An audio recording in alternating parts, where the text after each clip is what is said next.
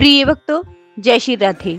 आज इस विषय पे वीडियो लेकर आई हूँ कि यज्ञ का हमारे जीवन में क्या महत्व है, यज्ञ हमें क्यों करना चाहिए और कौन कौन से महर्षियों ने हमें यज्ञ के बारे में समझाया है। जानकारी शुरू करने से पहले मेरा आपसे निवेदन है कि हमारी तरफ से जन्म कुंडलियाँ देखने की निःशुल्क सेवा निभाई जा रही है।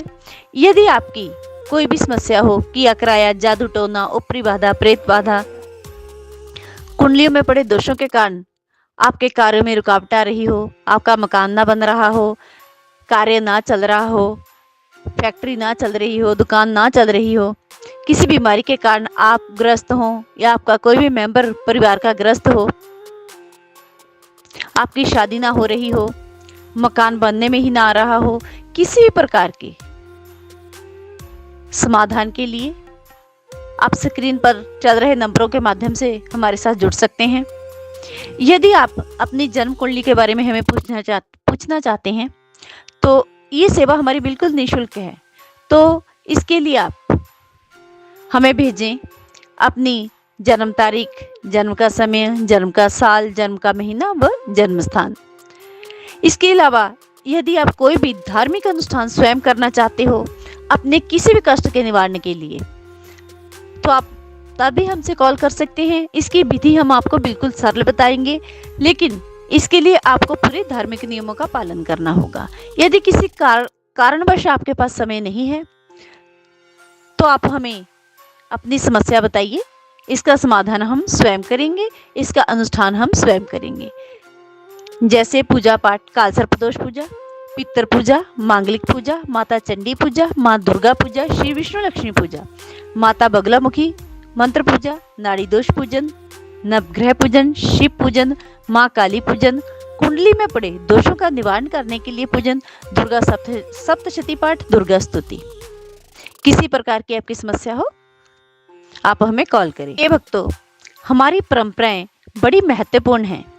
जीवन में सुख समृद्धि के लिए यज्ञ का अपना एक विशेष महत्व है।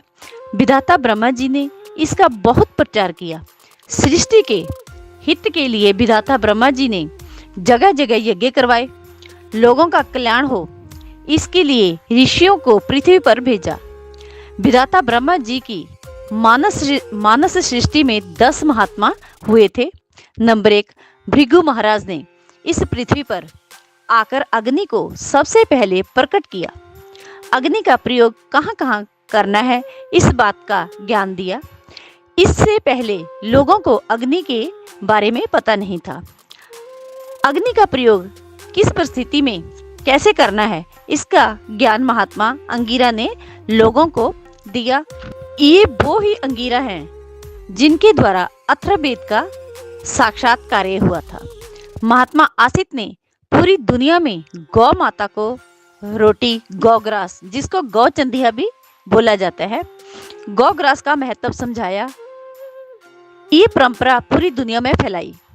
जितना महत्व यज्ञ करने का होता है उतना ही गौ माता को चारा देना और गौ सेवा करने से होता है। महात्मा भागवत ने दुनिया को आरोग्य शरीर प्रदान करने के लिए हर जगह हल्दी जैसी पवित्र औषधि का प्रचार किया, सेंधा नमक का प्रचार किया। महर्षि वाल्मीकि जी ने उस जमाने में एक बहुत बड़ा प्रचार किया था कि प्रभु का नाम जीव का कैसे कल्याण करता है। चैतन्य प्रभु महात्मा जी ने भगवान की भक्ति का अद्भुत प्रचार किया। हम इन ऋषियों के, महापुरुषों के सदा ऋणी रहेंगे।